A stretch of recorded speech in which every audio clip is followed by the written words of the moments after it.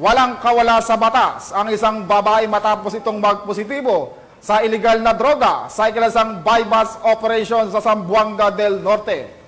Nakibalita dyan si Patrolwoman Luis Marie Conde. Nakumpiska ang tinatayang 20,400 halaga ng shabu sa isinagawang drug bypass operation ng Regional Drug Enforcement Unit Zamboanga del Norte at 2nd Zamboanga del Norte Provincial Mobile Force Company sa Purok 6 Barangay Fatima Liloy, Zamboanga del Norte. Nito lamang ika-18 ng Hulyo taong kasalukuyan. Kinilala ni Police Colonel Rainier P. Diaz, Officer in Charge ng Zamboanga del Norte Police Provincial Office, ang suspect na si alias Rich, 41 taong gulang, babae, walang trabaho at residente ng Purok 2 Barangay Patawag, Labason, Zamboanga del Norte. Nakumpiska sa suspect ang 5 heat seal transparent plastic sachet na hinihinalang shabu at may timbang na 3 gramo na tinatayang nakakahalaga ng 20,400 pesos, isang peraso ng 500 peso bill na may serial number na LS673768 na ginamit bilang bypass money, isang red black Honda XRM na motor na walang plate number at iba pang kagamitan. Mahaharap ang suspect sa kasong paglabag sa Republic Act 9165